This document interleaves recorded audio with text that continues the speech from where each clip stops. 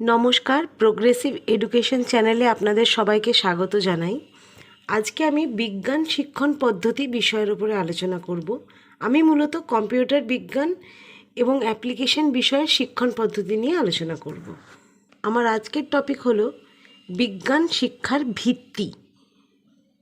আজকের এই ভিডিওতে আমি বিজ্ঞান শিক্ষণের লক্ষ্য এবং উদ্দেশ্য নিয়ে আলোচনা করব এবং বিজ্ঞান শিক্ষণের লক্ষ্য এবং উদ্দেশ্যের মধ্যে কী তফাৎ হয় সেটা নিয়েও আলোচনা করব। তাই আমি আপনাদের অনুরোধ করব যে আপনারা ভিডিওটি সম্পূর্ণ দেখুন এবং প্রোগ্রেসিভ এডুকেশন চ্যানেলটি সাবস্ক্রাইব করুন এবং চ্যানেলটি সাবস্ক্রাইব করার সঙ্গে সঙ্গে বেল আইকনটি প্রেস করুন, যাতে আপনারা পরবর্তী ভিডিও আপলোড হওয়া মাত্রই নোটিফিকেশন পেয়ে যাবেন। বিজ্ঞান শিক্ষার ভিত্তি টপিকটির উপরে আলোচনা শুরু করছি। ভূমিকা। বিজ্ঞানের সংজ্ঞা: প্রকৃতিতে সংঘটিত ঘটনার পর্যবেক্ষণ, শনাক্তকরণ, বর্ণনা, পরীক্ষা, তদন্ত এবং তাত্ত্বিক ব্যাখ্যাকে বিজ্ঞান বলা হয়। কম্পিউটার বিজ্ঞানের সংজ্ঞাটা দেখা যাক এবার। কম্পিউটার বিজ্ঞান হলো তত্ত্ব, পরীক্ষা এবং ইঞ্জিনিয়ারিং যাহা ডিজিটাল তথ্য প্রক্রিয়াকরণ, সংরক্ষণ এবং যোগাযোগের জন্যে অ্যালগোরিদম ব্যবহারকে সক্ষম করে। আমরা কম্পিউটার বিজ্ঞানের মাধ্যমে কম্পিউটারের বিভিন্ন হার্ডওয়্যার, সফটওয়্যার সম্বন্ধে পড়াশোনা করি। তাহলে কম্পিউটার বিজ্ঞান শিক্ষা কি? কম্পিউটার বিজ্ঞানের যে মৌলিক নীতি এবং আমাদের জীবনে প্রতিটি ক্ষেত্রে সেই নীতিগুলির ব্যবহার সম্বন্ধে শিক্ষার্থীদের শিক্ষিত করার প্রক্রিয়াটিকেই আমরা কম্পিউটার বিজ্ঞান শিক্ষা বলি। তাহলে কম্পিউটার বিজ্ঞান শিক্ষার লক্ষ্য এবং উদ্দেশ্য। প্রথমে আমরা দেখব লক্ষ্য কাকে বলে। লক্ষ্য হলো বিস্তৃত আকাঙ্ক্ষা যা একজন ব্যক্তি, দল অথবা সংস্থা অর্জন করতে চায়। একটি উদাহরণ দিয়ে বলবো। মনে করুন ক্লাস 11-এ একটি টপিক আছে প্রোগ্রামিং ইন সি অথবা প্রোগ্রামিং ইন C++। বিভিন্ন প্রোগ্রামিং ল্যাঙ্গুয়েজ আমরা 11-12 থেকেই কোর্সে থাকে দেখেছি।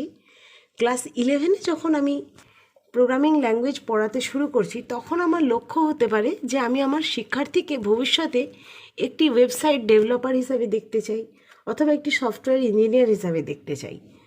অর্থাৎ লক্ষ্যটি অনেক দীর্ঘমেয়াদে আমি সম্পূর্ণ করতে পারবো। তাহলে উদ্দেশ্য কি? উদ্দেশ্য হলো লক্ষ্য অর্জনের জন্য গৃহীত নির্দিষ্ট পরিমাপযোগ্য পদক্ষেপকে আমরা উদ্দেশ্য বলি। যেমন যখন আমি ক্লাস 11-এ প্রোগ্রামিং ল্যাঙ্গুয়েজ পড়াতে শুরু করছি, তখন আমার উদ্দেশ্য হতে পারে যে আমি তাদেরকে বিভিন্ন ধরনের ছোট ছোট প্রোগ্রাম বানাতে শেখাবো, যাতে তারা ভবিষ্যতে ওয়েবসাইট ডেভেলপার হতে পারে। লক্ষ্য এবং উদ্দেশ্যের মধ্যে প্রধান পার্থক্যগুলি এবার দেখা যাক। লক্ষ্য খুব বিস্তৃত হয়, কিন্তু উদ্দেশ্য অনেক সংকীর্ণ এবং সুনির্দিষ্ট হয়। লক্ষ্য দর্শন থেকে উদ্ভূত হয়, মানে বিষয়ের দর্শন থেকে লক্ষ্যর উৎপত্তি, কিন্তু উদ্দেশ্যের উৎপত্তি হয় লক্ষ্য থেকে। লক্ষ্য শিক্ষাকে দিক নির্দেশনা দেয়, কিন্তু উদ্দেশ্য হলো একটি বিন্দু যা লক্ষ্য অর্জনের সম্ভাবনাকে দেখায়। লক্ষ্য শ্রেণীকক্ষে সীমাবদ্ধ হয় না, কিন্তু উদ্দেশ্য শ্রেণীকক্ষে সীমাবদ্ধ হয়। এখানে আমি একটি উদাহরণ দেব। যেমন একটু আগে আমি একটি কথা বললাম যে ক্লাস 11-এ যখন আমি প্রোগ্রামিং ল্যাঙ্গুয়েজ পড়াতে শুরু করছি, তখন আমার উদ্দেশ্য যে আমি শিক্ষার্থীদের ছোট ছোট প্রোগ্রাম বানাতে শেখাবো, তাদেরকে decision making statement, looping statement সম্বন্ধে শেখাবো। কিন্তু লক্ষ্য হচ্ছে তাদেরকে ওয়েবসাইট ডেভেলপার তৈরি করব, যা ক্লাস 11-এ ওই প্রোগ্রামিং ল্যাঙ্গুয়েজটি পড়া মাত্রই কিন্তু আমি অর্জন করতে পারবো না। লক্ষ্যগুলি একটি বিষয় শেখার পরে কি অর্জন করা হবে তা বর্ণনা করে, কিন্তু উদ্দেশ্য একটি বিষয় শেখার পর কিভাবে লক্ষ্যকে অর্জন করা যায় সেইটা বর্ণনা করে। লক্ষ্য অনেক দীর্ঘমেয়াদী প্রক্রিয়া, কিন্তু উদ্দেশ্য স্বল্পমেয়াদী প্রক্রিয়া। লক্ষ্যর পরিমাপ সম্ভব নয়, কিন্তু উদ্দেশ্যের পরিমাপ সম্ভব, যা আমরা মাপতে পারি যে উদ্দেশ্যটা কত % আমরা অ্যাচিভ করতে পেরেছি। তাহলে কম্পিউটার বিজ্ঞান শিক্ষণের লক্ষ্যগুলি এবার দেখা যাক। প্রথম লক্ষ্যটি হলো শিক্ষার্থীকে মৌলিক জ্ঞান প্রদান করা।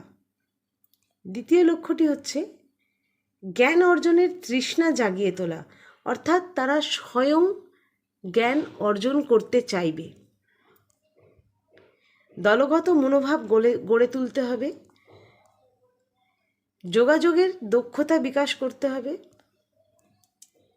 কম্পিউটার বিজ্ঞানের প্রতি আগ্রহ ও বৈজ্ঞানিক মনোভাব সৃষ্টি করা, শিক্ষার্থীদের যুক্তি এবং সংশ্লেষণ দক্ষতার বিকাশ করা, শিক্ষার্থীদের চিন্তাভাবনা এবং বিশ্লেষণের দক্ষতার বিকাশ করা, শিক্ষার্থীদের প্রাসঙ্গিক জ্ঞান ও দক্ষতা প্রদান করা। এরপর আমরা দেখব কম্পিউটার বিজ্ঞান শিক্ষার উদ্দেশ্যগুলি কি কি। কম্পিউটার বিজ্ঞান শিক্ষার ক্ষেত্রে প্রথম সবথেকে বড় উদ্দেশ্য নির্ধারণের আগে যেটা আমাকে দেখতে হবে, প্রথম সবথেকে বড় জিনিস হলো যে আজকের ডেটে মার্কেট নিডস কী আছে। কারণ মার্কেট নিডস অনুযায়ী আমাকে উদ্দেশ্য ঠিক করতে হবে, যাতে আমরা লক্ষ্যকে খুব তাড়াতাড়ি যেন অ্যাচিভ করতে পারি।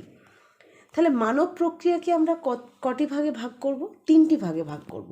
প্রথমটি হলো মস্তিষ্ক সম্পর্কিত ক্রিয়াকলাপ, যা হচ্ছে জ্ঞানমূলক ক্ষেত্র বা কোঅগনিটিভ ডোমেন। দ্বিতীয়টি হচ্ছে হৃদয় সম্পর্কিত ক্রিয়াকলাপ, যা হচ্ছে অনুভবমূলক ক্ষেত্র অথবা এফেক্টিভ ডোমেন। তৃতীয়টি হচ্ছে হাত সম্পর্কিত ক্রিয়াকলাপ, যা হচ্ছে মনোসঞ্চালনমূলক ক্ষেত্র অথবা সাইকোমোটর ডোমেন। তাহলে জ্ঞানমূলক ক্ষেত্রের সঙ্গে সম্পর্কিত উদ্দেশ্যগুলো কি আছে?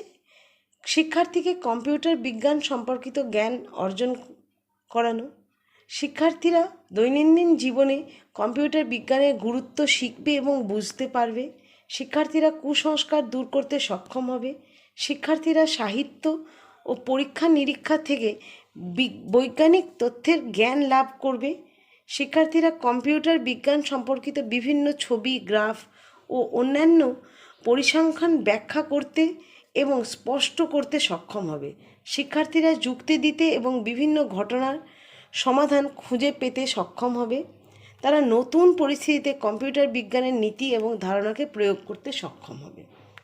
এরপর আমরা দেখব অনুভবমূলক ক্ষেত্র, অর্থাৎ হৃদয় সম্পর্কিত ক্ষেত্রে কি কি আমাদের উদ্দেশ্য আছে।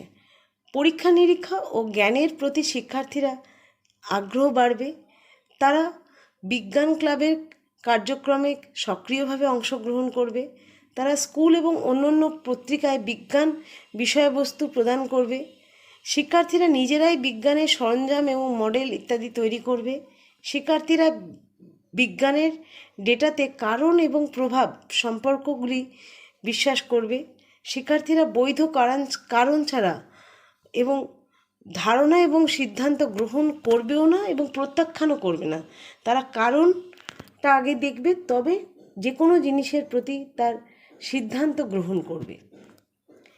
মনোসঞ্চালনমূলক ক্ষেত্র, অর্থাৎ যেটা হাতের সঙ্গে সম্পর্কিত ক্ষেত্র, তাতে আমাদের কি উদ্দেশ্য আছে সেটা এবার দেখা যাক। কম্পিউটার সায়েন্স পাঠদানের উদ্দেশ্য হলো নিম্নলিখিত দক্ষতাগুলির বিকাশ করা। প্রথম হচ্ছে অঙ্কন দক্ষতা, যেমন কম্পিউটারের মাধ্যমে বিভিন্ন বিল্ডিং ডিজাইন অথবা আমি পেন ব্রাশের মাধ্যমে কোনো সিনারি আঁকা, এই দক্ষতাগুলি বিকাশ করা। নির্মাণ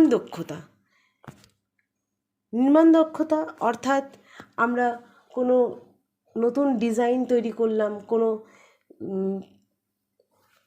নতুন ডায়াগ্রাম তৈরি করতে পারি, গ্রাফ তৈরি করতে পারি ইত্যাদি। গণনার দক্ষতা, কম্পিউটার বিজ্ঞান ব্যবহার করে আমরা বিভিন্ন ধরনের গণনা করতে পারি, যেগুলো আমরা হয়তো ক্যালকুলেটরে পারছি না, সেগুলো আমরা কম্পিউটারের মাধ্যমে করতে পারি। পর্যবেক্ষণ দক্ষতা এবং সমস্যা সমাধানের দক্ষতা, অর্থাৎ শিক্ষার্থীরা নিজেরাই নিজেদের সমস্যাগুলিকে সমাধান করতে পারবে। এবার আমরা দেখব যে স্কুল বিষয় হিসাবে আমরা কম্পিউটার বিজ্ঞানকে শিক্ষার্থীদের সম্মুখে কিভাবে প্রস্তুত করব, জ্ঞানের একটি সমাহার হিসাবে এবং কাজের জন্য একটি সরঞ্জাম হিসাবে আমরা প্রস্তুত করব। থারবার এবং কোলেট লক্ষ্য নির্বাচনের জন্য নিম্নলিখিত মানদণ্ডগুলি প্রস্তুত করেছিলেন। প্রথম হচ্ছে উপযোগিতা, অর্থাৎ যে জ্ঞানটি আমরা শিক্ষার্থীদের দিতে চাই সেটা বাস্তব জীবনে কোনো উপযোগিতা থাকতে হবে। সময়োপযোগী, অর্থাৎ প্রদত্ত জ্ঞানটি এমন উপাদানের সাথে সম্পর্কিত হবে যা শিক্ষার্থীরা অলরেডি পরিচিত আছে, তবেই সেটা বর্তমান সময়ের সঙ্গে উপযোগী হবে এবং সেটা জ্ঞানটা তারা সহজেই গ্রহণ করতে পারবে। এরপর হচ্ছে উপযুক্ততা বা ফিটনেস। জ্ঞান অবশ্যই এমন একটি ক্রমের সাথে মাপসই করা উচিত যা শিক্ষার্থীদের বিস্তৃত উদ্দেশ্যগুলি পূরণ করতে পারবে, অর্থাৎ তারা উদ্দেশ্যের থেকে লক্ষ্যের দিকে এগোতে পারবে। যথাযথতা মানে অ্যাপ্রোপ্রিয়েটনেস, শিক্ষার্থীদের পরিপক্কতা এবং পটভূমির জন্যে শেখার উপযুক্ত হওয়া উচিত। এবং ব্যবহারিক দক্ষতা, অর্থাৎ শেখার মাধ্যমে অর্জিত অভিজ্ঞতাগুলি বাস্তব জীবনে প্রয়োগ করা উচিত। ধন্যবাদ। এই ভিডিওটি যদি আপনার ভালো লাগে তাহলে প্রোগ্রেসিভ এডুকেশন চ্যানেলটি সাবস্ক্রাইব করুন এবং বেল আইকনটি প্রেস করুন যাতে পরবর্তী ভিডিওটি আপলোড করা মাত্রই আপনি নোটিফিকেশন পেয়ে যান। ধন্যবাদ।